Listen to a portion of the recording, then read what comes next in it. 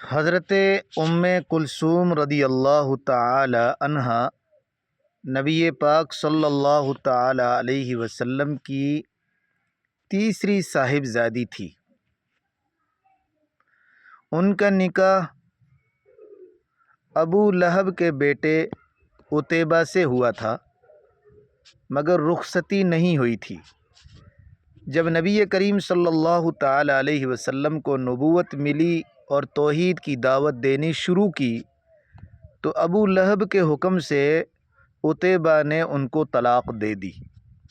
ان کی بڑی بہن حضرت رقیہ رضی اللہ تعالی عنہا کے انتقال کے بعد سن 3 ہجری میں نبی پاک صلی اللہ علیہ وسلم نے ان کا نکاح حضرت عثمان رضی اللہ تعالی عنہ سے کر دیا۔